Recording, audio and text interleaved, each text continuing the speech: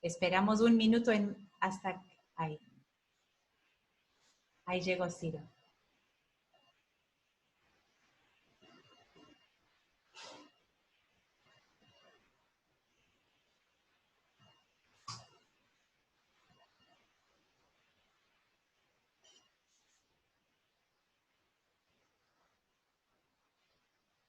Ciro, ¿perfecto? ¿Sí? Perfecto. Estaba Ok. con el micrófono en el silencioso. Ok. Buen Mauricio, día. entonces, Ciro tenemos la ventaja, él habla español. Entonces, Buenísimo. vamos a tener una conversación en español y portugués. Bueno, a todos que nos están escuchando y que están aquí esta noche, estamos muy contentos de estar aquí con Maurice Kugler.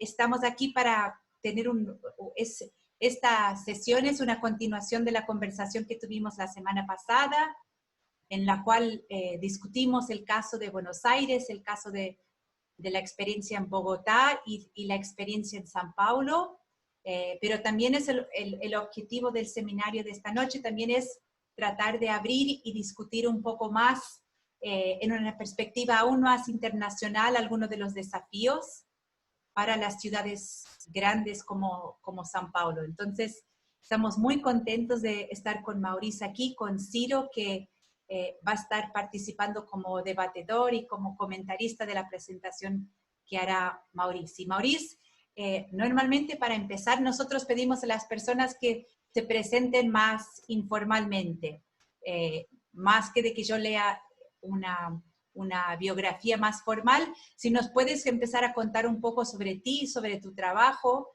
y cómo te interesó o cómo empezaste a trabajar sobre COVID. Bueno, muchas gracias. Estoy muy honrado de esta invitación y me encantará compartir lo que yo he aprendido sobre esta pandemia.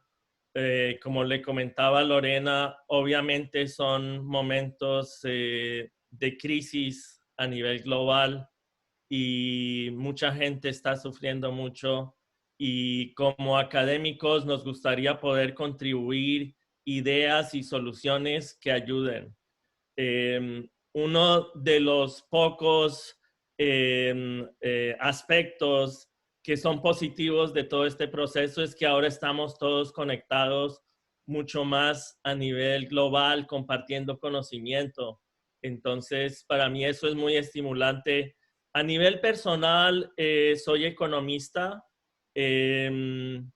Trabajé un gran tiempo en departamentos de economía en Colombia, el país de donde vengo, y también en Inglaterra, y mi doctorado es de la Universidad de California en Berkeley, y con muchos colegas muy queridos del Brasil, y siempre he tenido un afecto especial por el país y he seguido muy de cerca todos los desarrollos económicos, políticos y sociales. Entonces, espero que lo que yo tengo para compartir hoy sea relevante. Ahora estoy como profesor de políticas públicas en la Universidad George Mason, aquí en Washington, D.C.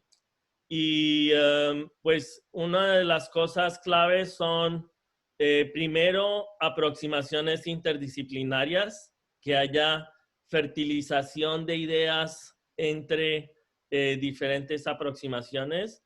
Y segundo, relevancia en términos de políticas públicas. No que sean cosas abstractas, que obviamente el análisis abstracto es siempre muy útil y el análisis cuantitativo es fundamental, pero es necesario que sea, digamos, modelado en una forma que se adecue a las realidades que vivimos. Y mi interés en estudiar el fenómeno COVID a nivel global y mirar qué está pasando en otros países fue la gran deficiencia que observé aquí en Estados Unidos en términos del manejo del problema, por un lado. Y por otro lado, cuando empecé a ver las cifras, la gran diferencia de desempeño entre países. O sea, es increíble ver la diferencia en las tasas de infección, las tasas de fatalidad, qué tanto, cuál es la fracción de la población que está recibiendo pruebas para poder que haya protección mutua entre la gente.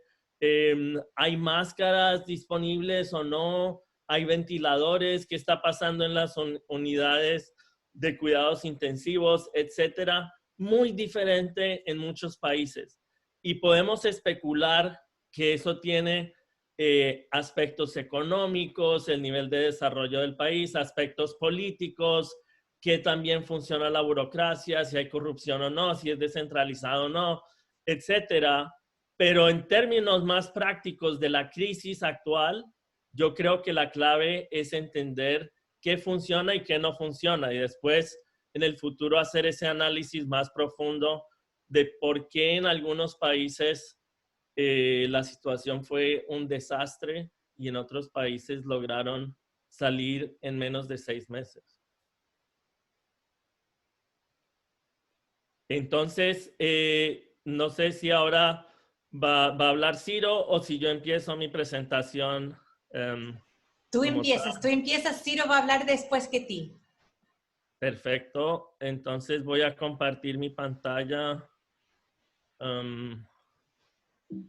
Ok.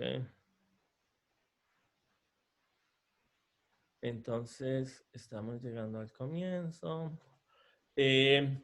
Estrategias de salida del confinamiento por COVID-19.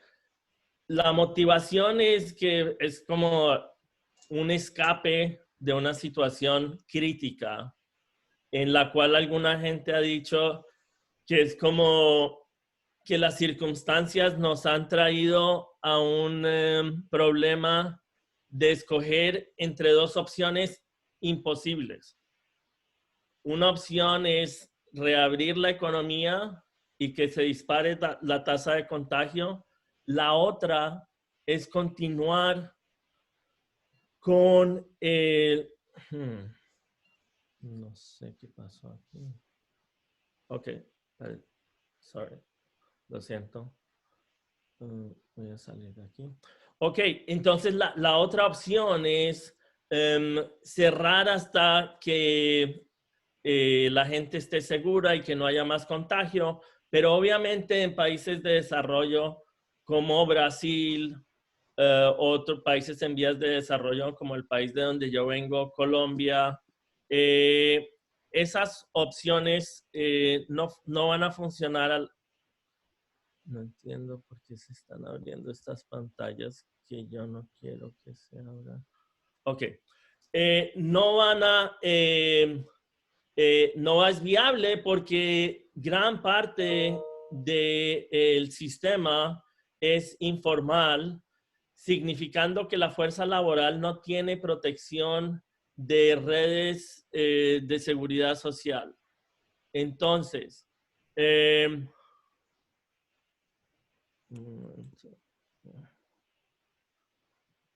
¿ustedes ven en la pantalla el PowerPoint o...? Sí. Ok. Es que se me están saltando unas pantallas aquí, pero no voy a dejar que me distraigan. Ok, entonces, la idea es que el costo económico, que es el costo del confinamiento o la cuarentena, es muchísimo más alto en un país relativamente pobre porque no hay redes de seguridad social y además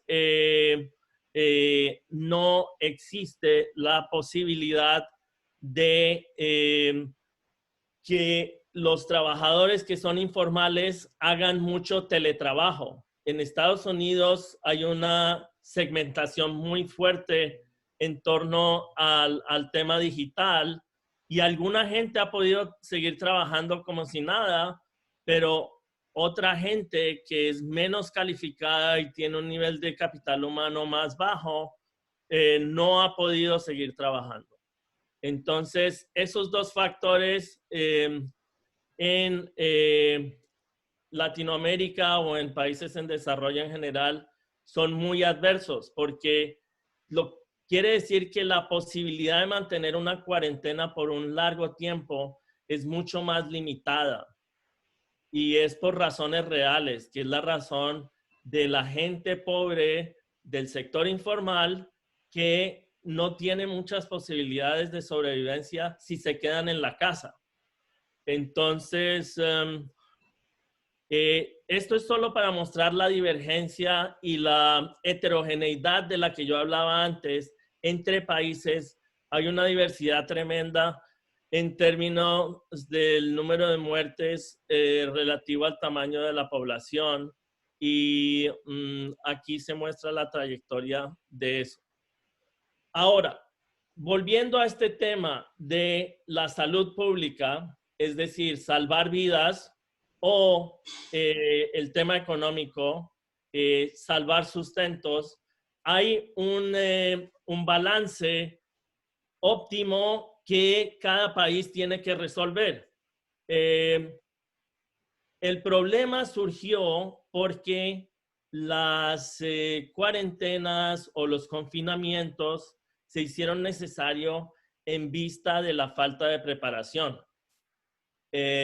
Podemos ver países como Alemania o Corea del Sur que no tuvieron este problema de escogencia entre dos opciones imposibles, o como lo llaman en inglés, no había un trade-off, sino que en realidad tenían todas las posibilidades de hacer las pruebas necesarias, tenían el número de ventiladores necesarios, tenían la cantidad indicada de equipo de protección para el personal médico, etcétera.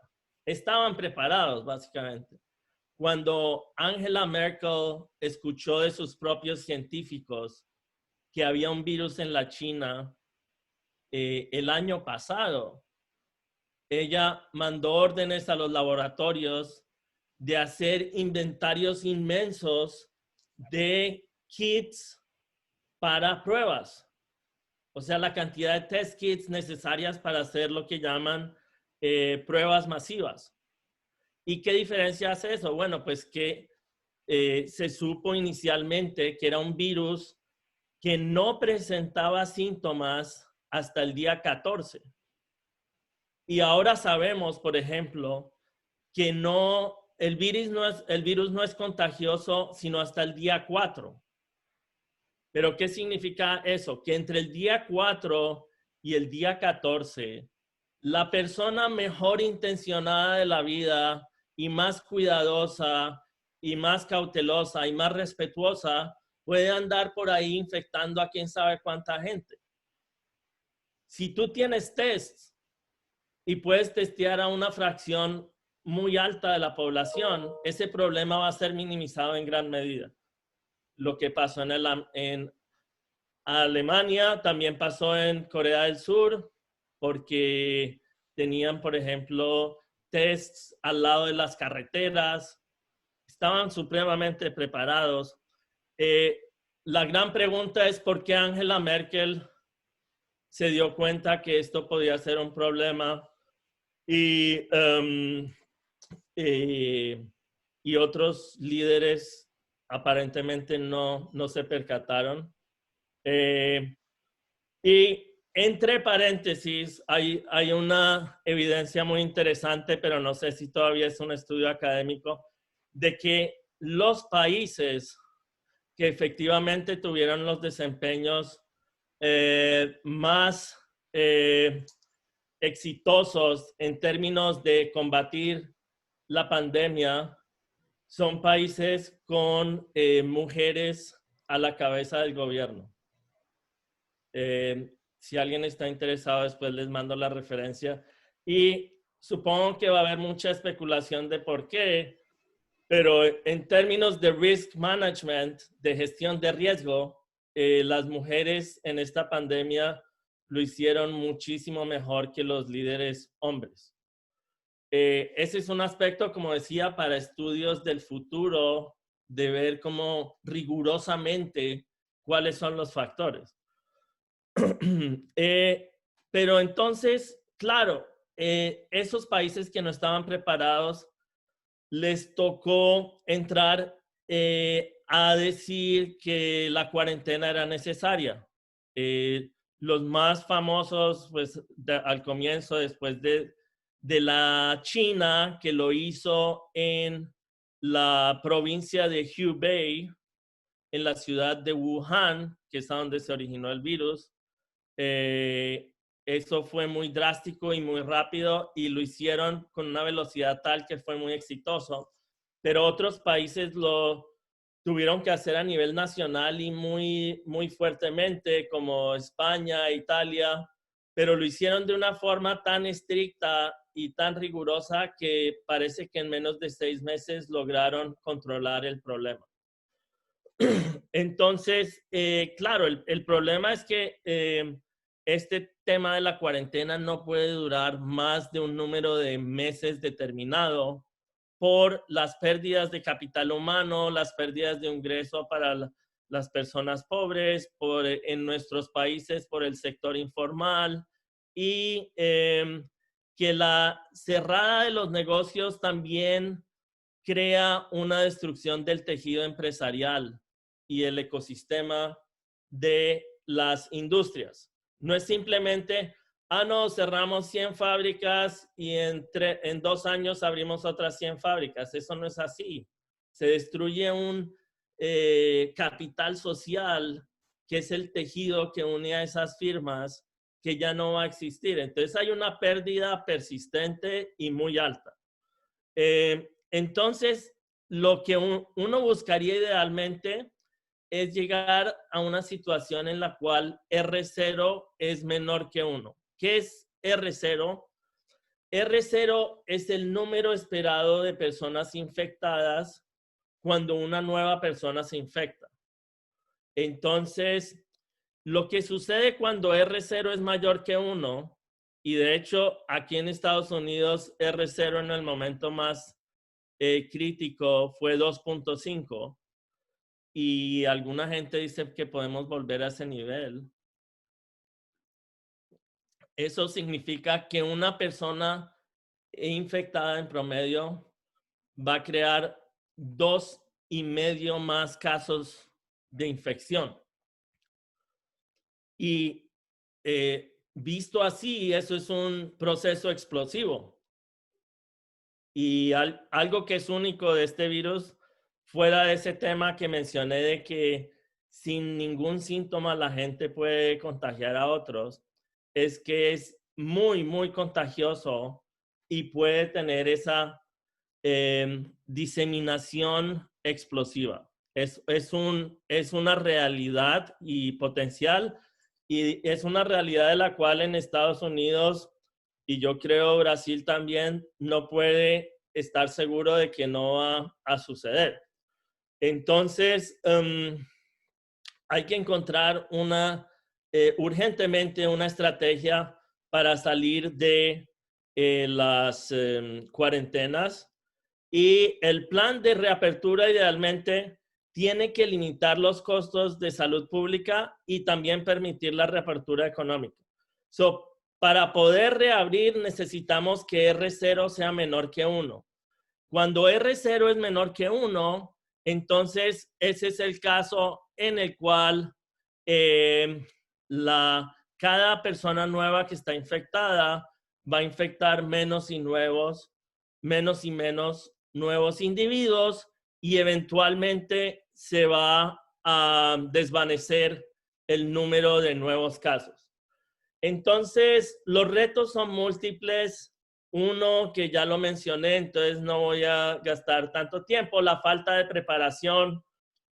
Muchos países realmente no tomaron con suficiente urgencia el tema de que había necesidad de prepararse logísticamente, organizacionalmente, los centros médicos, el personal médico y el equipo.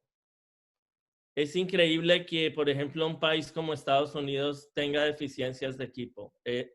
Esto no se lo podemos atribuir a falta de recursos, sino más a falta de gerencia de riesgos. También lentitud. Lentitud es un problema grave, como tratar de negar la gravedad del problema. Y eso ha sucedido en muchos países. China realmente, sí, obviamente el virus salió de China y se diseminó a otros países, pero al interior lo lograron contener. Y fue una estrategia rápida y temprana, y la ciudad de Wuhan fue totalmente aislada y grandes partes de la provincia de Hubei. Ahora, ellos pudieron hacer eso porque esa provincia es como más o menos 10% de la economía china. Entonces, no era una situación en la cual cerrar Hubei iba a dejar a la economía totalmente en problemas, sino que podían continuar operando en una forma razonable. El tema que sí es grave y creo que es ubicuo, o sea, lo vemos en todos los países, es la desigualdad siendo exacerbada, porque los costos sociales y económicos del distanciamiento social se distribuyen de una manera muy desigual, tanto en términos de pérdidas de capital humano, como lo que pasa con las pequeñas y grandes empresas. Entonces, en términos de eso, lo que pasa es que pues las firmas pequeñas y medianas no pueden sobrevivir y sobreviven las grandes corporaciones que después tienen más poder monopólico del que tenían antes y cobran precios más altos a los hogares y termina habiendo un empeoramiento de la desigualdad de ingreso. Aumenta la vulnerabilidad por obvias razones. Los pocos ahorros que los hogares pobres tenían los tienen que usar en costos médicos y para cubrir su pérdida de ingreso porque están en el sector informal y no pueden trabajar. Es algo realmente grave. Entonces, los otros retos incluyen limitaciones de espacio fiscal. Obviamente, no podemos decir que simplemente el gobierno puede ayudar a todo el mundo indiscriminadamente. Tiene que ser muy selectivo y tiene que ser muy cuidadoso en términos de cómo ayuda a la gente y de ayudar primero a los más necesitados, los más vulnerables, los más pobres. Y obviamente la precariedad de la red de seguridad social nos va a indicar que los beneficios del confinamiento van a ir más que todo a los hogares más afluentes y con gente mayor, y en los hogares más pobres y con gente más joven no se van a beneficiar mucho en términos de salud por el confinamiento y van a pagar un costo muy alto en términos de lo que estábamos hablando antes, que es la caída del ingreso, el cierre de las firmas pequeñas y la pérdida de capital humano. Entonces, volviendo más ahora al tema de las soluciones potenciales y cómo China, que fue el primero en tener que confrontar el problema, logró ser muy ágil y muy rápido y muy decisivo. Claro, es importante aprender de la experiencia internacional porque nos nutrimos de compartir conocimiento de qué ha estado sucediendo. En términos del potencial de aplicaciones digitales para el seguimiento de contacto, es un tema muy delicado porque no tanta gente va a querer darle acceso al gobierno para que sepa sus coordenadas 24/7, 24 horas al día, 7 días a la semana. Y en algunos países lo lograron, pero se necesita un cubrimiento muy alto. Se sabe que en Estados Unidos no funcionaría porque aquí el tema de la privacidad es pues muy delicado, pero en países como Japón o Singapur tuvieron experimentos con relativo éxito.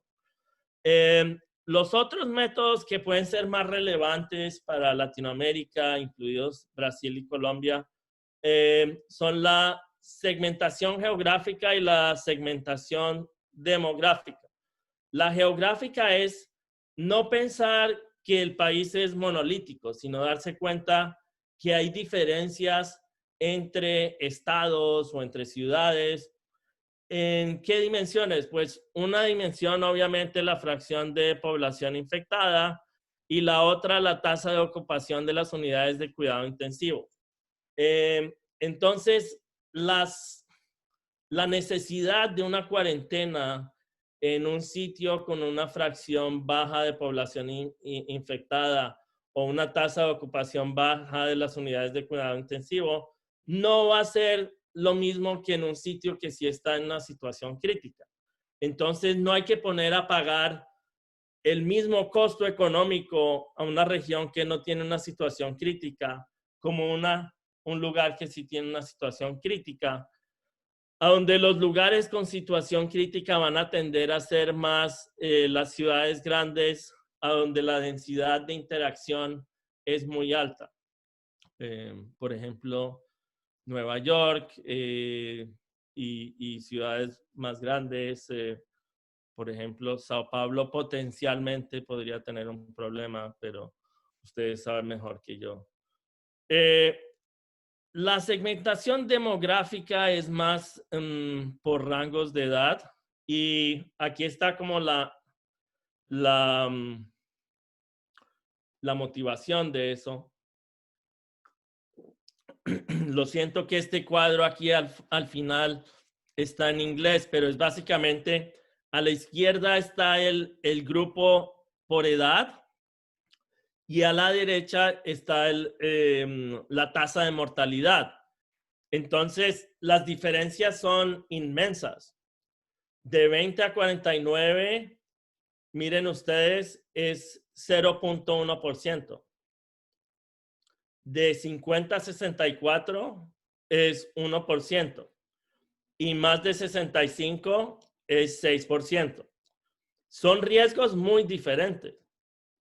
Entonces, puede tener sentido darle más libertad de acción a los jóvenes que son los que más están sufriendo o los que más pérdidas pueden tener porque no pueden trabajar y generar ingreso y darle las necesidades básicas a sus familias. Y la pregunta es cómo abrimos en una forma que no exponga a los más vulnerables y a los mayores de 65 a que se dispare el contagio. Entonces ahí uno debe pensar seriamente en que el uso de máscaras que científicamente está probado ayuda mucho y es una cuestión de salud pública, no es una cuestión política. Algunos líderes han tratado de politizar el uso de máscaras, no tiene nada que ver con política, lo único que tiene que ver es con evidencia científica. Y la evidencia científica muestra que usar máscaras salva vidas. Igual que en una época la gente no quería usar el cinturón de seguridad cuando estaba en el auto conduciendo, pero salva vidas. Entonces, no es diferente, es exactamente lo mismo. No tiene por qué haber un debate político en torno a eso. Entonces, segmentación demográfica y geográfica pueden ayudar. Entonces, quiero compartir con ustedes 6 estrategias de salida potenciales. Quiero ver el tiempo. Sí, creo que tengo que acelerar un poco para llegar a los puntos claves. Entonces, no voy a,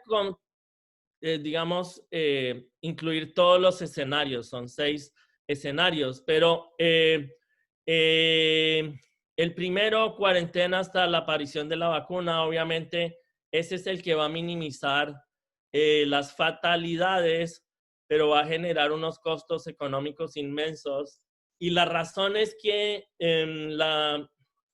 el concepto de los científicos que están involucrados en ese desarrollo de vacunas es que va a tomar entre 12 y 18 meses. O sea que la gente que está esperando una vacuna en 3 meses, tal vez no tiene la información completa. Escenario 2, salida gradual. Es como ir en una forma gradual, permitiendo ciertos tipos de actividades.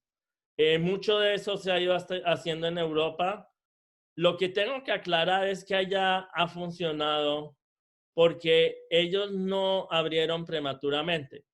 ¿A qué le llamo yo abrir prematuramente?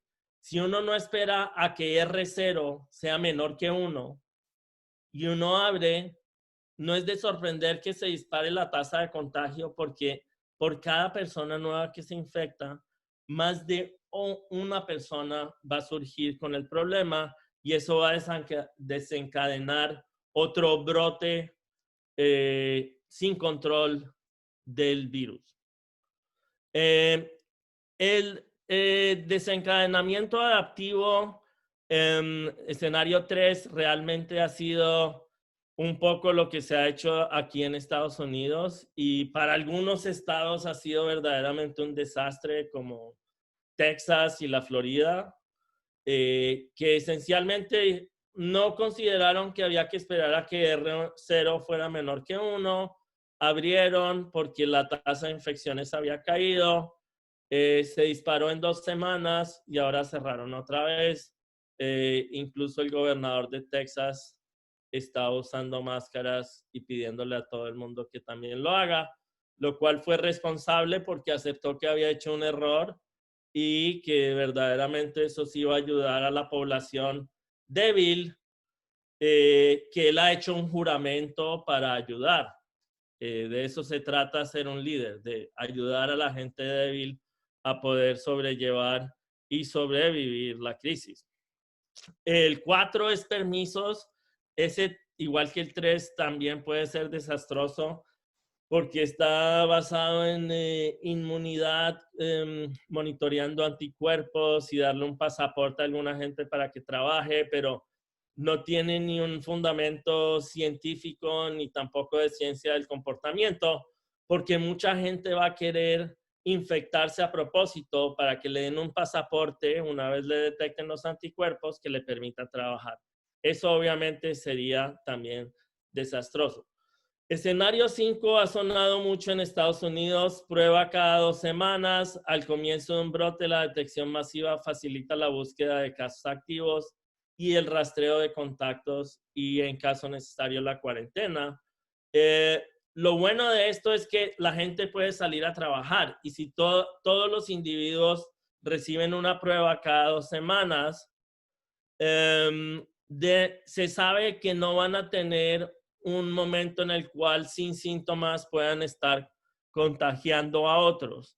Y entonces, ya cuando alguien tiene una prueba positiva, se los aísla y se los pone en un hospital o en su casa para que no contagien a otra gente. Y el otro es el seguimiento de contactos que depende más como en la tecnología y es el tema de contact tracing que estábamos discutiendo antes. Aquí está la transición gradual del confinamiento. En el eje vertical tenemos la R, que es la tasa de contagio, y en el eje horizontal están las diferentes intervenciones. Tenemos aquí al comienzo el triángulo azul es autoaislamiento, el triángulo magenta hacia abajo es distanciamiento social. El rombo verde es cerrar colegios. El amarillo, prohibir eventos públicos. Y el círculo naranja, lockdown completo. Entonces, uno lo puede pensar en reversa también, que fue lo que hicieron en Europa, gradualmente ir permitiendo que las actividades se reanudaran en una forma más normal, y ese proceso está en marcha todavía. Lo de seguimiento de contactos, como mencionábamos, va a depender de una aplicación en los teléfonos que la gente tenga, y que tienen que estar dispuestos a que sus coordenadas sean seguidas todo el tiempo por el algoritmo y potencialmente por las autoridades. Entonces, las condiciones para reabrir, como mencionábamos antes, es que R0 esté debajo de 1. Y eso depende de tener una alta cobertura de la población. La notificación rápida para aislar a la gente que haya sido expuesta al virus, y un diagnóstico preciso, que quiere decir que tienen que haber pruebas disponibles para mucha gente. Entonces, el R0 menor que 1 es clave. Ya cuando R0 es 2 o 2.5, es lo que sucede cuando no se hace absolutamente nada, que pasó aquí en Estados Unidos y ha generado la crisis con la cual todos estamos familiarizados. Básicamente, así es como funciona. Este es un ejemplo. Una persona está en casa, la persona A está con la persona B en casa, luego en el tren yendo al trabajo está con C y D, en el trabajo está con E, F, G, H, I, vuelve a casa y está con B. Si en algún momento cualquiera de estos individuos en el tren o el trabajo expuso a A al virus, entonces todos estos individuos involucrados aquí tienen potencial problema. ¿Qué pasó el día 2? El día 2, esta persona se levantó con fiebre, reporta síntomas, pide un test, el test sale positivo. Inmediatamente el sistema les tiene que avisar a B, que es la persona que vive con A C y D, los que estaban en el tren, y a E, F, G, que son los que estaban trabajando cerca a H e I estaban en la misma fábrica o en el mismo lugar de trabajo, pero tuvieron un riesgo bajo por la distancia, pero se les pide que hagan un test y que se autoaíslen por 14 días y que hagan distanciamiento. Fuera de eso, hay que descontaminar la casa, el tren, el vagón de tren y el lugar de trabajo. Entonces, cuando consideramos todas estas estrategias, aquí podemos ver como el balance entre costos, aquí la tengo en español, el balance entre costos económicos y costos de salud. Entonces lo llamamos vidas versus sustentos. Y el confinamiento hasta la vacuna, que fue la opción 1, va a generar, aquí vean, en el eje horizontal está el número de fatalidades y el más bajo es aquí para la situación inicial al inicio de la pandemia. Quiere decir que hubo una reacción inmediata como estilo de la China o de Corea del Sur o incluso Alemania. Ellos no tuvieron que confrontar como dicen en inglés, este trade-off o este desbalance entre vidas y sustentos. Sí puede funcionar, obviamente, para minimizar el número de fatalidades, pero el costo en términos de Producto Interno Bruto es astronómico, es como 30% del PIB anual entre el 2020 y el 2021. El 2, que es el relajamiento gradual, es realmente problemático en ambas dimensiones. Es lo que ha surgido en Europa, pero pues más por necesidad que por una escogencia óptima. El 3, que es el desencadenamiento adaptativo, es el peor de todos en todas las dimensiones, que es como estilo Texas o Florida. Y el 4, permisos de inmunidad, es problemático, como habíamos mencionado. El 5, de las pruebas cada 2 semanas,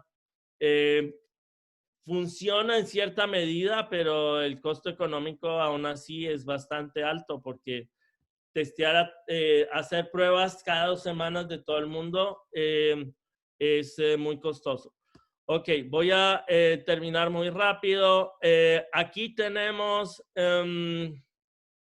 entonces, cuáles son las opciones y qué implican en términos de costo económico, el vertical, el costo del PIB, y costo de salud, que lo medimos con fatalidades.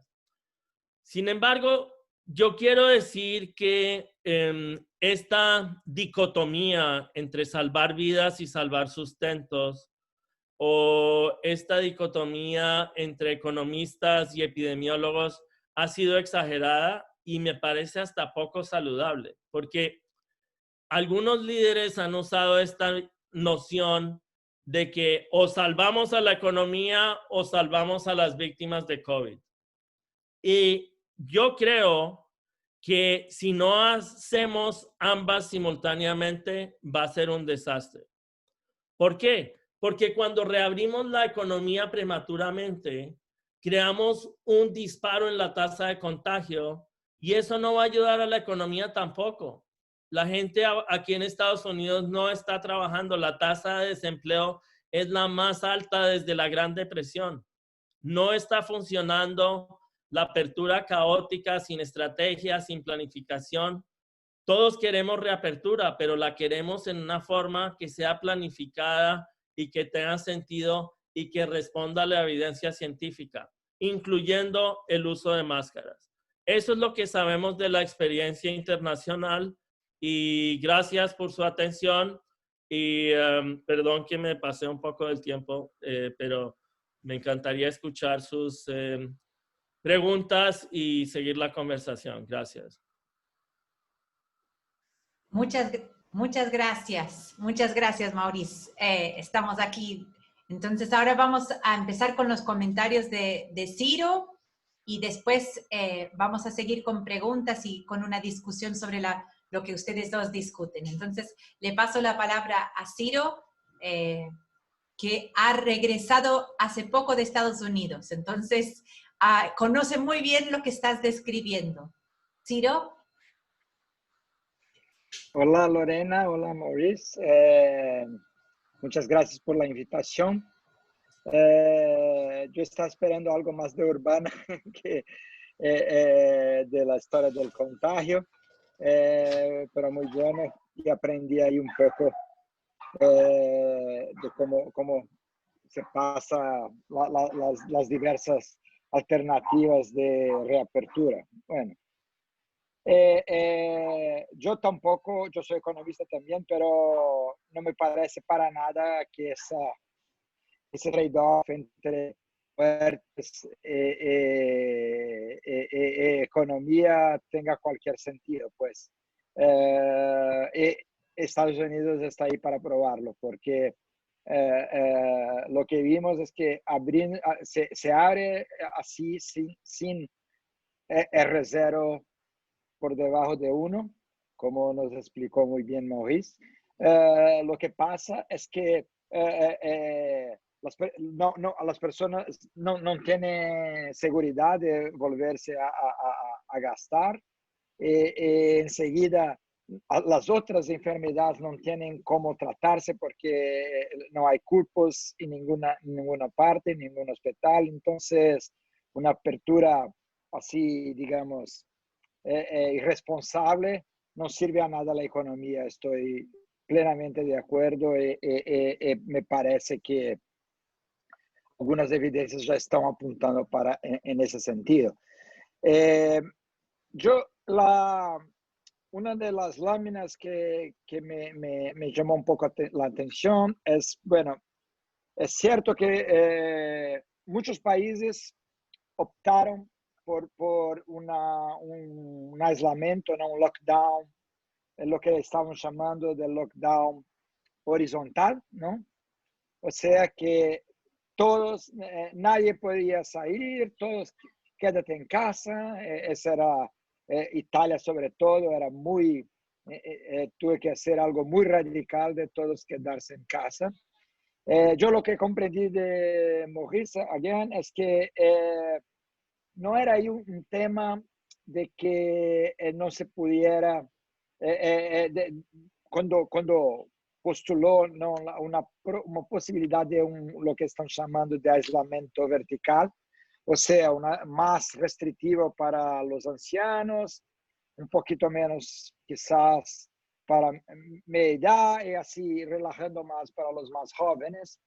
Creo que pensaba siempre con el R0 por debajo de 1, ¿no? Para esas estrategias, porque sin el R0 por debajo de 1, nadie sabía cómo hacerlo, el aislamiento que no sea horizontal. En la verdad, pues, lo que pasa es que se hace así el vertical, no resulta en nada, pues los más jóvenes contagian los más viejos y así por adelante, ¿no? Entonces, en todo lo que tenemos ahí, muy interesante las diferentes alternativas de reabertura. Creo que a mí no me gusta mucho hacer lo que llamamos aquí de futurología, ¿no? Adivinar el futuro. No tenemos informaciones para tal, ¿no? Entonces, yo creo que todas las previsiones son muy discutibles, pero algo sin hacer futurología, estamos aprendiendo de la realidad. Los que lograron hacer muy serios están saliendo también mucho más temprano, ¿no? Eso ahí, lo de Alemania es un ejemplo clásico. Podría ahí poner también en la gráfica, no está, pero South Korea también. Es un caso parecido con la Alemania. Bueno, incluso la propia China, donde empezó la enfermedad, fue más eficiente que muchos otros. Entonces, lo que me parece extremadamente interesante es que las políticas públicas, en este caso políticas públicas de salud, ¿no? Políticas de salud pública, fue lo más importante de todo esto. ¿Quién hizo? Los países que adoptaron políticas de salud pública buenas o serias, responsables, fueron mucho mejor que los que no lo hicieron. Mismo si tomamos Italia, que fue muy mal al final, al inicio, entonces, ¿por qué hicieron errores de políticas de salud pública? Después cambiaron su rumbo y están mucho mejor que los Estados Unidos y Brasil, para un ejemplo, ¿no? Eso creo que es quizás el principal mensaje que sacamos de la charla de Maurice, también de todo ese episodio, yo diría, ¿no? Políticas de salud pública acertadas hacen toda la diferencia. En eso también creo que es muy interesante, porque hay una incomprensión en mi punto de vista del fenómeno por parte de muchos, incluso gobernantes, que con cosas del tipo, bueno, eso, la tasa de mortalidad está mucho por debajo que otras gripas, ¿no? Incluso algunos, no, es solo porque está en países ricos. En África hay cosas mucho peores, con una tasa de mortalidad mucho más grande. Lo que las personas no estaban notando, que eso es cierto, no es esa enfermedad, la tasa de mortalidad no es demasiado alta si miramos en la población. Es un problema puro de salud pública, porque la tasa de contagio es muy elevada y no tenemos condiciones de asegurar que atendimiento, atención a toda la población que necesita. Así no es una enfermedad así, es una gripa, no como cualquier gripa, una gripa un poco peor, pero seguramente hay gripas mucho peores que conocemos en el mundo, pero esa tenía ese factor de la transmisión ser tan fuerte. Entonces, esa argumentación que muchos la hicieron, sobre todo al inicio, de que una tasa de mortalidad más o menos, estaba muy equivocada porque simplemente como que se olvidaban del problema público que es eso. Ese es un problema de salud pública, mucho más que un problema, digamos, biológico, ¿no? Claro, tenemos la vacuna. Entonces, eso creo que es una lección muy importante que está muy bien hecha en la presentación, que es un comentario que yo quería ahí enfatizar en la presentación de Maurice, que está llamando ese punto. Yo no sé exactamente con R0 por debajo de 1, sigo, no me quedó tan claro, y ahí quizás una aclaración sería bueno, cómo hacemos todavía el aislamiento vertical. O sea, para mí sigue ese problema porque si dejamos las escuelas primarias volver, los niños se devuelven a casa, en casa tiene personas en riesgo más grande, van a ver sus abuelitos y ahí ya, o sea, los niños, yo tengo una niña de 7 años, por más que los diga, es muy difícil que no abracen a sus abuelos, por ejemplo. Entonces, es mucho más difícil controlarlos. Entonces, eso no me quedó tan claro, esa propuesta de la segmentación demográfica. La segmentación geográfica, entiendo que en Colombia incluso, ¿no? Creo que, no sé, en Cartagena, si no me equivoco, la cosa está tenaz. Entonces, ahí ya implementaron ahí un sistema que las personas simplemente no pueden salir, ¿no? Algo así, que es distinto de Bogotá, que está mejor. Entonces, tiene un tipo que allá llaman pico y placa, ¿no? Que uno puede salir un día, el otro, a cada día un grupo que puede salir para no tener aglomeración, pero eso es más leve que lo que está pasando, si no me equivoco, en Cartagena. Entonces, o en Barranquilla, uno de los dos, no me acuerdo ahora. Eso tiene sentido, que ese aislamiento tiene que ser más rígido si tus cupos de unidad intensiva no aguantan. Entonces, nadie es sistema Italia, ¿no? En otros, bueno, sí podemos algo empezar. Pero me queda también un poquito de dudas en el tema de que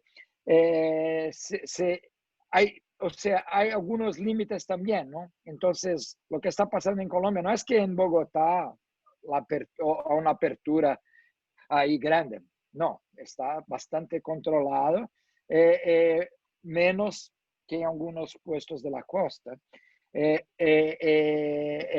O sea, mesmo que esté razonablemente controlado, los cupos de unidad intensiva todavía estén, no sé, 85%, 80%, no es 100%, pero sigue que no puede de verdad retornar a una actividad que quien quiera puede salir, ¿no? Entonces, tanto en la geográfica como en la demográfica.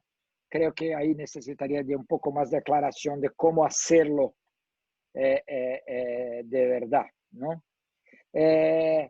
Después, ahí también ya terminando para tenernos un poco de Q&A. Yo seguro también, ¿no? Aparte ese tema de ser algo de salud pública, creo que ahí la clave, que está muy clara también en la presentación, creo que fue muy importante eso también. Hay dos elementos claves. Test, ¿no? Test, ¿no? Por un lado. Por otro lado, el tracking, ¿no? Entonces, el test and tracking, esos son dos herramientas claves para la salida. Porque seguro, estoy también bastante de acuerdo, no tenemos condiciones de esperar hasta la vacuna. Eso, incluso en mental health, ¿no? No sé si Mauricio conoce, tiene un grupo financiado por FAPESP que hace algunos años hay una investigación, unas encuestas siguiendo personas para ver el nivel de ansiedad, diversas cosas de mental health. Brasil ya era considerado un nivel alto, ¿no? Tenía algo como un 20% de la población con síntomas de ansiedad. Hicieron la última hace poco, la primera encuesta post-pandemia, y sacaron 50% de personas con síntomas de ansiedad. O sea, la situación mental está incontrolable ya. Entonces, sí, no, tenemos que empezar a salir de alguna manera. Y por eso, una vez más, esa idea de que, bueno, no vamos a esperar, vamos a abrir, no vamos a ser tan rígidos que adoptó Brasil y Estados Unidos, no sirvió a nada, porque la verdad es que podemos seguir mucho más tiempo, lo que es mucho más dañino que si fuéramos radicales por, digamos, 6 meses, fue lo que pasó, 4 meses en algunos países. Entonces, bueno, no sé, seguro tenemos que salir, y creo que eso debe ser el tema clave, discutir. Sabemos dos cosas: tenemos muchos testes y alguna manera de seguir la población. En democracias será ahí, y también culturalmente puede ser un poco inaceptable para las personas, ¿no? Que sean seguidas. Lo que por un lado me parece un poquito, ahí solo una cosita, ¿no? Nadie se importa que Facebook y Google le sigan, ¿no? Ahí todos aceptan eso. Pero seguirte por el gobierno para garantizar la salud pública, ahí no, ¿cómo así que me va a seguir? Bueno, entonces creo que también hay ahí un poco, ¿no?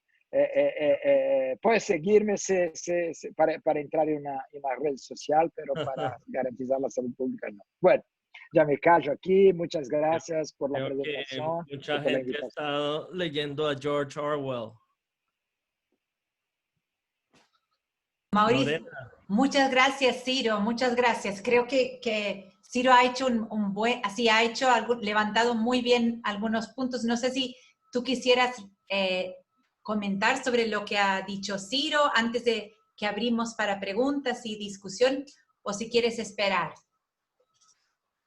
No, rápidamente, no le puedo hacer honor a todos los comentarios que hizo, porque cubrieron muchos temas importantísimos y eran comentarios y preguntas claves, pero en términos de lo del lockdown vertical y del el tema de segmentación geográfica y demográfica, sí, efectivamente, en Colombia hay algunos focos. Cartagena es el peor, es el más álgido. Y en Bogotá ha habido un gran debate porque y Juan Mauricio Ramírez, yo sé que habló en este mismo foro la semana pasada y él ha sido uno de los integrantes del equipo claves en términos de desarrollar la estrategia de Bogotá, que yo considero bajo las restricciones de una ciudad como Bogotá ha sido, en mi opinión, supremamente bien diseñada y una estrategia muy seria y basada en evidencia, que yo creo que es algo que ha faltado en muchos lugares. Entonces, en Bogotá, por ejemplo, uno de los temas que seguro Juan Mauricio mencionó es que ellos habían puesto un umbral de 70%. Si la tasa de ocupación de las unidades de cuidados intensivos llega al 70%, vamos a revertir a la cuarentena estricta. Eso no fue posible porque hubo algún tipo de desacuerdo entre la alcaldesa y el presidente Duque.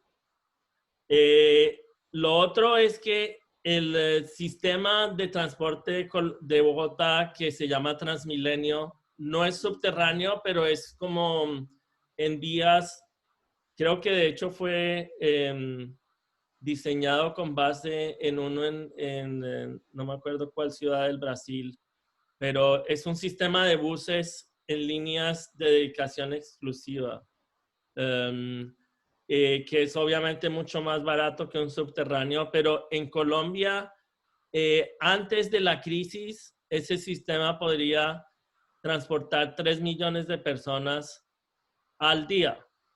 Hoy en día lo que hicieron es, vamos a seguir dejando que funcione, pero si la tasa de utilización está por encima del 35%, lo cerramos o cerramos ciertas estaciones. Y lo que ha hecho el presidente es reabrir la economía parcialmente. Ciertos sectores como construcción, manufactura, se han reabierto. Sectores servicios como restaurantes, hospitalidad, ventas, almacenes siguen cerrados. Y lo otro que quería mencionar, para la gente mayor de 70 años sigue una cuarentena súper estricta. Pero claro, el tema clave que menciona Ciro es, bueno, si R0 es 0.99999, tú tienes que medirlo con un grado de precisión altísimo para poder usar ese criterio. Lo que en la práctica se ha hecho en varios países, es decir, necesitamos que R0 esté suficientemente debajo de 0, porque en casi ningún país fuera de Corea del Sur y Alemania hay un nivel de massive testing que te permita estimar R0 con unos intervalos de confianza suficientemente buenos para tener un número muy preciso. Entonces, ese es un punto clave. Estoy de acuerdo con Ciro porque si tú dices yo medí R0 con base en las pocas pruebas que pudo hacer el gobierno, la ciudad en un periodo determinado y me dio que estaba en tal nivel y luego resulta que el error de medición era altísimo, tú puedes desatar otra crisis tremenda. Y para terminar, un tema fundamental con esto de reabrir prematuramente, y que lo mencionó Ciro, es que después tú terminas el periodo de crisis, en vez de ser 6 meses, como fue en España o Italia, y luego la recuperación termina siendo 1 año, 2 años o quién sabe cuánto. Entonces, eso es exacerbar la crisis en vez de resolverla.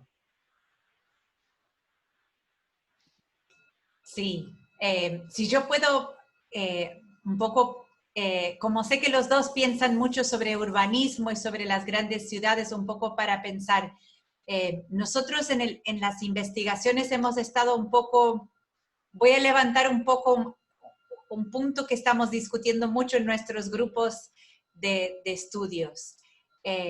Cuando miramos en América Latina y cuando estamos mirando en Brasil específicamente la respuesta, entendemos que hubo una respuesta moderada en general, pero que cuando pensamos en los barrios más vulnerables, en la población en el sector informal, eso fue una debilidad muy grande que no se logró. Las políticas que se implantaron no se implantaron igualmente en todos los barrios. Entonces, se discutió mucho en Brasil y en São Paulo. En las encuestas preguntamos una pregunta solo para dar un ejemplo de eso. ¿Cuántas veces a la semana sales de casa? Y si tú vives en un barrio muy rico y tienes un auto y tienes una casa, entonces tú sales en tu auto para hacer las compras. Ahora, la persona que está viviendo en una comunidad muy densa, salir de casa es prácticamente, no hay cómo no salir de casa porque mi casa está colada en las otras casas.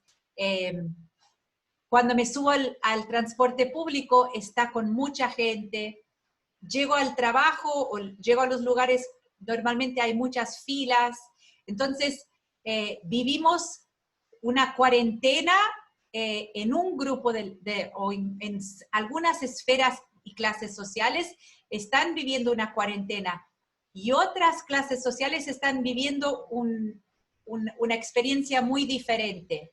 Entonces, no sé si preguntar eso a ustedes es un poco difícil, pero lo que se sabe porque los casos de Alemania y Corea del Sur no lidan con esa dinámica que estamos lidiando nosotros, ¿no?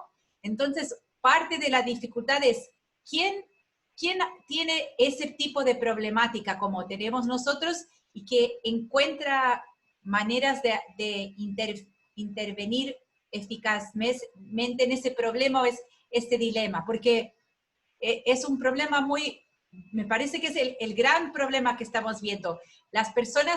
Algunas personas nunca pudieron quedarse en casa. Entonces, es difícil para esas personas escuchar el raciocinio de las personas que se quedaron en casa porque la realidad social fue tan diferente. No sé si lo quieren comentar eso un poco. Sí, claro. Rápidamente, para dejarle tiempo a Ciro, una evidencia relacionada aquí en Estados Unidos muestra claramente que entre los afroamericanos que están viviendo primordialmente en las ciudades grandes y en complejos residenciales muy densamente populados, han tenido tasas de infección mucho más altas y también han tenido tasas de mortalidad mucho más altas. El primero está relacionado a lo que tú mencionas, de la densidad urbana y la interacción y todo eso. Y también que en Estados Unidos se diseminó la información no muy cierta de que supuestamente las máscaras no servían para nada. Y esto lo hizo el CDC intencionalmente porque no querían que la gente empezara a acumular máscaras y que la escasez de máscaras que ya existía significara que el personal médico no iba a tener máscaras. Entonces la gente salía pues como podía y también es gente que está en términos de lo que llaman aquí el digital divide. Ellos no tienen la posibilidad de hacer teletrabajo. Si tú trabajas en la recepción de un hotel o cargas equipaje o en un supermercado, lo que sea, nadie te va a pagar si te quedas sentado en tu sofá en el computador. Entonces, estaban obligados a salir y es cierto, en el ámbito urbano yo creo que la necesidad que confrontó esa gente fue mucho mayor y en Nueva York se observó en una forma muy clara, ya para terminar, que mucha gente dice si Bill de Blasio, el alcalde de Nueva York, hubiera cerrado el subway 3 semanas antes, hubiera evitado en una forma masiva lo que sucedió.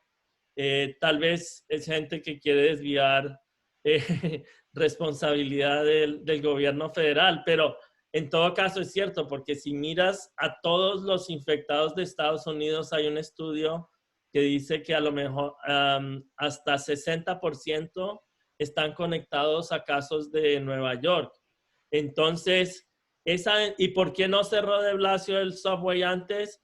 Bueno, él dice, la gente de Queens o de otras partes que trabaja y tiene que ir todos los días a Manhattan, si le cierras eso es como quitarles el pan de la boca. Yo no podía hacer eso porque no había ninguna certeza ni dirección de parte de la Casa Blanca de que había necesidad de hacerlo. Ciro, ¿você quer comentar? Sí, sí, bueno, es cierto, esa pandemia aún en Brasil empezó con los más ricos. Eso no duró mucho. Empezó por los más ricos por un motivo muy sencillo. Los pobres no van en Italia. Entonces empezó claramente de personas que han traído desde Italia la enfermedad. Pero eso en poquísimo tiempo, creo que no sé, como 10 días, ya estaba mucho más alta en las partes más pobres. En parte porque lo que decía Maurice, de que no hay cómo quedarse en casa, ¿no? Nosotros que estamos acá, seguimos trabajando, ¿no? De una manera distinta, pero seguimos trabajando. Seguimos dictando clases, seguimos haciendo investigación, ¿no? Entonces, algunas cosas se cambiaron, pero no es que paremos de trabajar. ¿Quién puede trabajar a distancia? ¿Quién tiene un trabajo high skill, ¿no? Esa es la verdad. Ese es uno eso seguramente es uno de los puntos. Un otro punto quizás más urbano que me parece es que la densidad en las comunidades pobres es muy alta, ¿no? Claro, porque son casas de 30 metros cuadrados, 25 metros cuadrados, muchas veces con 3, 4 hijos, ¿no? Entonces, la posibilidad de separarse es muy baja, ¿no? Entonces, yo estaba en Cambridge hasta la semana pasada. En Cambridge yo nunca me acercaba de nadie cuando me tocaba salir, pues tiene, la densidad es demasiado baja aún. Para Estados Unidos no tanto, pero por lo que estoy acostumbrado hoy, comparado con Nueva York. Entonces, la cuestión de densidad es una cuestión muy, muy relevante. Por eso, São Paulo es también, no es como Nueva York, pero casi comparado. La proporción de casos en São Paulo es mucho más alta que el resto del Brasil. Así va lo mismo Nueva York. Tenemos muchas evidencias de ese hecho. Entonces, es una cuestión de densidad. Una otra cuestión urbana también, que no sabemos lo que va a pasar ahí todavía, es el transporte público, ¿no? Se sabe que ahora hay algunas evidencias, desafortunadamente, que eso fue un puesto de donde tuve ahí contagio pesado. Incluso no estaba solamente restrito al contagio directo entre las personas, el hecho que tomaste un viaje y te quedaste cerca de una persona, ¿no? No solo eso, pero la persona infectada tocaba ahí a donde se asegura el bus, la próxima lo tocaba también, se cosaba los ojos, ya, ¿no? Entonces, tiene una propagación para allá del contacto directo, ¿no? Entonces, los modelos de contagio, como la figura que Maurice nos ha mostrado, tienen que seguir y toda la parte de tracking sigue esa lógica de seguir quién tuvo contacto. Pero ese hecho de que se puede, por las manos, ¿no? Se puede pasar eso.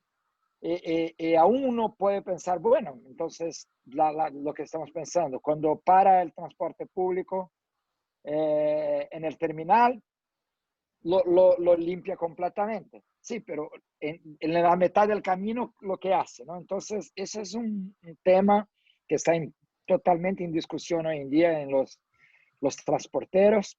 Y ahí tenemos un grupo que está empezando a pensar lo que hacer. Pues lo que pasó es que los sistemas de transporte público están quebrados, ¿no? Un pasajero en Transmilenio, para tomar el caso que Maurice nos ha brindado, estaba costando $7 a la municipalidad con el sistema que hicieron. Entonces, va a pasar en los transporte público algo que Maurice nos comentó, que bueno, las grandes empresas que tienen como sobrevivir porque tienen acceso a crédito, por muchos motivos, ¿no? Incluso eso, tienen como sobrevivir y seguir. Para compensar todo lo que les tocó, la pérdida de ingresos, más la deuda más alta, van a incrementar los precios. Van a poder hacerlo porque la concurrencia, la competencia ha disminuido. En transporte, en Brasil, nos parece que van a sobrevivir 8 grupos solo, ¿no? ¿En la ciudad? ¿Tú estás hablando de la ciudad? En el país. No, estoy hablando del país, en el país. Ahí toca hacerlo un poquito con más cuidado, pero yo diría que algo ahí, 8 más o menos 2. Son los grupos de transporte público que van a sobrevivir. ¿Cuántos hay en operación ahora? Unos 100. Porque tiene en cada ciudad, tiene, no en cada ciudad, pero en muchas ciudades hay grupos más pequeños. Esos grandes son en muchas ciudades, ¿cierto? Y lo que pasa es que no tenemos idea de cuál será la demanda por transporte público en enero, ¿no?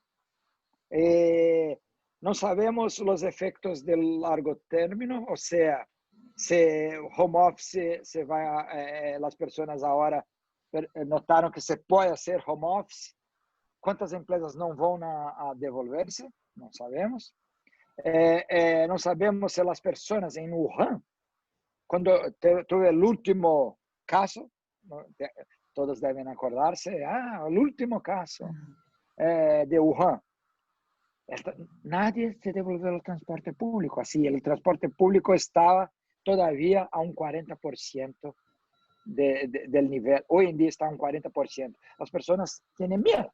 Entonces, un incremento brutal de uso de su coche, un incremento, incluso los aplicativos, ¿no? Los aplicativos en Wuhan estaban ya a un 80%, mientras el transporte público seguía ahí a 40% y no ha incrementado más. Entonces, ¿cómo uno hace con eso? Esa es una cuestión urbana que nadie sabe lo que va a pasar. Pues con 40%, ¿cómo hace que sea sostenible? O hace un subsidio que no haya esa plata. En el presupuesto municipal no hay esa plata. O esa es una alternativa que yo no sé de dónde vendría la plata. O disminuir la frecuencia compatible con una demanda, digamos, que es la mitad. Pero si disminuye la frecuencia, automáticamente el transporte público se queda todavía peor. Entonces, uno que esperaba, digamos, en promedio 10 minutos por un bus, ahora le toca 20 minutos. Bueno, ya no me sirve. Cambio, ¿no? Tiene riesgo el servicio ha empeorado. Entonces, no sabemos el futuro del transporte público en ese exacto momento. El riesgo es muy, muy alto. Es un tema, bueno. Sí.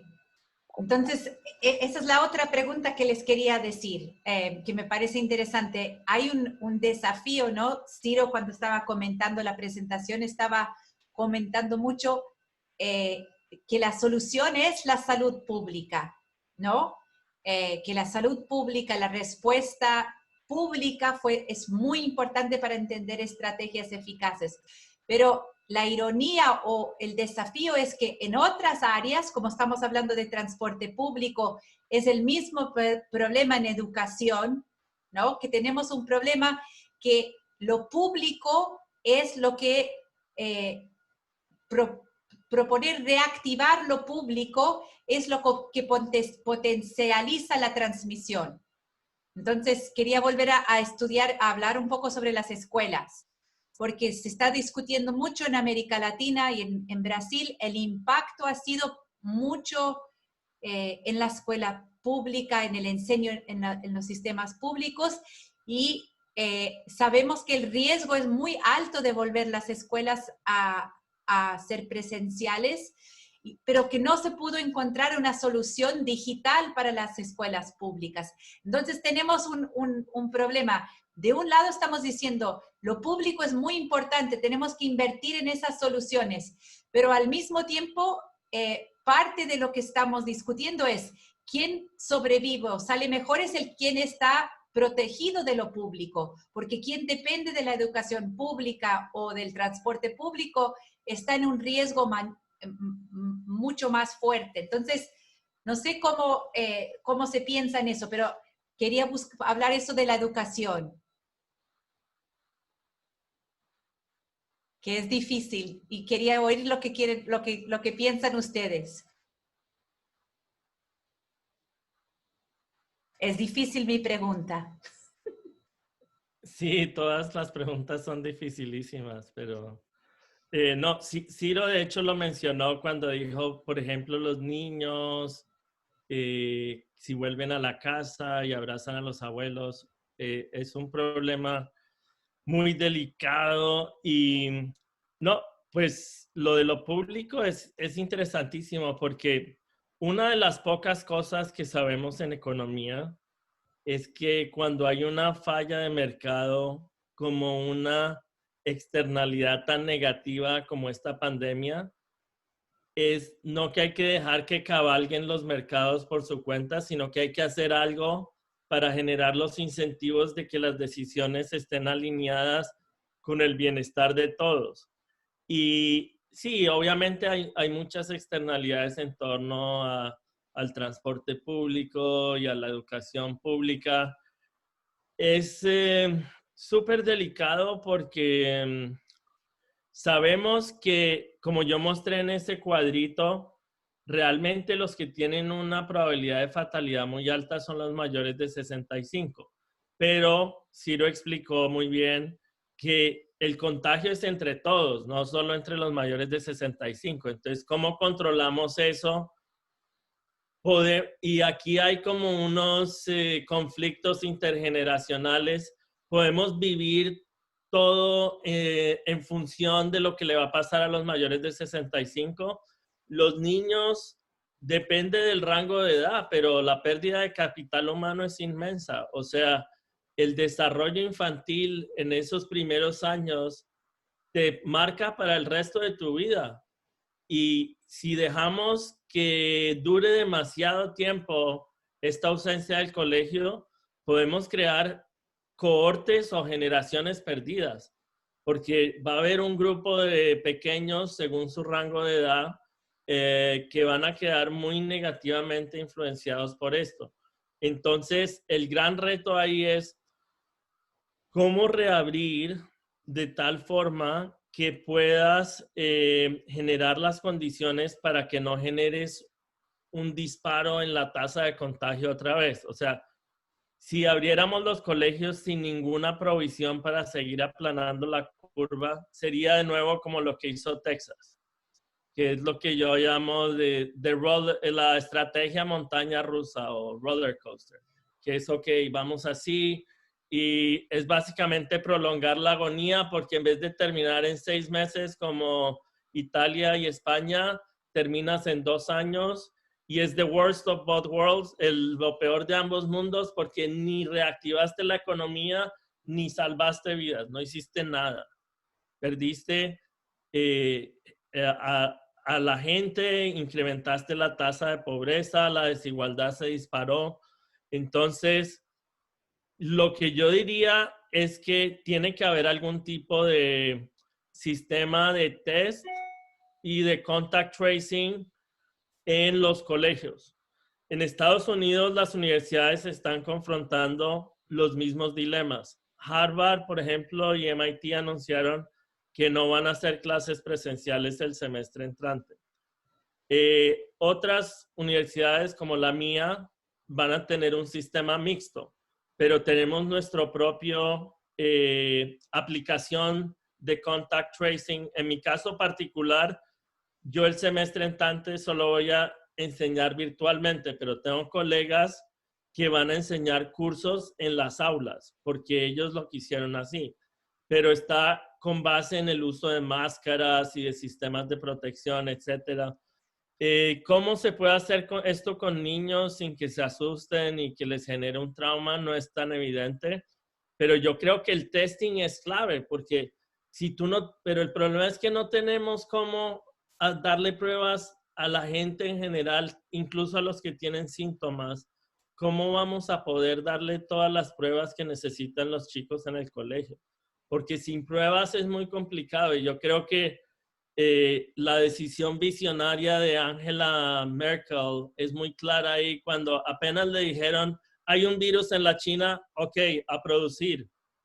Entonces, ojalá que todos los países aprendamos de ese tipo de decisiones para el futuro, pero sí que hay muchos dilemas y detalles por resolver, pero yo sí lo priorizaría tratar de devolver a los chicos al colegio, a la escuela. Sí. Ciro, ¿qué tú piensas? A mí me encantaría que mi niña de volver al colegio. Pues ya la situación está tenaz, súper de acuerdo. No, para un niño, la universidad, seguramente hay una pérdida de calidad, el enseño a distancia con el enseño presencial. Pero es soportable, ¿no? Se pueden, es totalmente posible hacerlo. Para un niño, yo estoy acompañando a mi niña haciéndolo, por suerte estábamos en Cambridge y Cambridge Public Schools fueron súper rápidos, en menos de un mes estaban preparados, ya tenían Zoom, tareas a cada... Creo que es... Pero para un niño, creo que quizás el más importante hasta una cierta edad es justamente la interacción social con sus pares, ¿no? Con otros niños. Eso no hay como sustituir, ¿no? Es interesante que todos de economía urbana siempre decíamos que hay algo especial en la interacción presencial, face to face, ¿no? Que eso es algo que nunca se ha perdido y que por eso los futurólogos que prevían que las personas, que el trabajo remoto sería el estándar, se equivocaron, pues hay muchas cosas, el trabajo a distancia tiene ahí una pérdida de calidad. Ahora, ese experimento probó que los economistas urbanos tenían razón. Pero ¿cómo hacerlo? ¿Cómo retomar la escuela? ¿Cómo hacer testes a cada 2 semanas, por ejemplo? ¿No? Que sería, una manera sería esa, ¿no? Digamos, la obvia.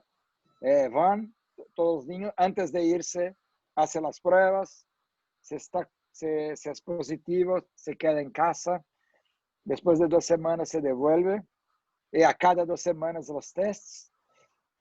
Con un niño, eso es el trauma que se puede pasar, quizás nadie sabe si eso no es peor que mantenerlos en casa, ¿no? Eso que de mantener una turma de 30%, ¿no? Que están pensando acá, un tercio va un día, otro tercio otro día, eso me parece bastante equivocado, pues quien hizo eso ya no se acuerda cómo son los niños, estoy seguro, porque eso funciona en un bus, sí, bueno, ¿no? Entonces tiene los cupos. En una escuela los niños van a respetar esa distancia. No lo creo. Entonces es muy, muy difícil, ¿no? Entonces, ¿cómo hacerlo? No tengo ninguna idea, pero estoy seguro, y es un súper problema. Sí. Seguramente. Bueno, nos están escuchando, pero no escribieron preguntas. Entonces, me parece que todos... Gabriela Taruco está hablando diciendo felicidades, que es el Día del Cientista. Entonces nos está felicitando. Pero me parece que ha sido una discusión muy, muy valiosa. Nos has ayudado mucho, Maurice, con tus comentarios, con la presentación, a pensar. Ciro, también ha sido súper bueno estar contigo y que estés ahí para nos estimular, y los comentarios fueron muy buenos. Entonces quiero agradecerlos a los dos muchísimo, y a todos los que nos están escuchando también. No sé si ustedes quieren decir algo para despedirse, algunas últimas palabras.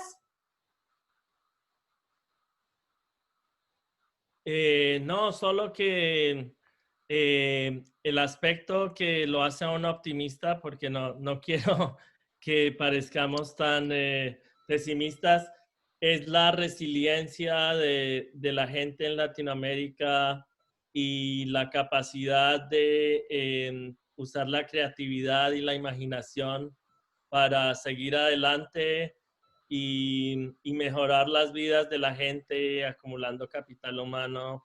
Y obviamente este es un reto enorme para todo el planeta y para toda la región, para Latinoamérica, pero yo creo que el optimismo viene de la capacidad de aprender, de la resiliencia y la capacidad de seguir adelante. Gracias, Mauricio. Ciro, ¿tú quieres decir algo? No, solo agradecer una vez más la invitación. Aprendí mucho hoy. Ya somos todos epidemiólogos, ¿cierto? Estamos haciendo una maestría. Bueno, y muchas gracias también. Aprovecho a agradecer a CEPESPI, que también nos apoyó en el seminario de hoy. Entonces, buenas noches a todos y mucha salud para todos. Chao, chao. Gracias, Chao, chao. Maurice. Gracias, Ciro.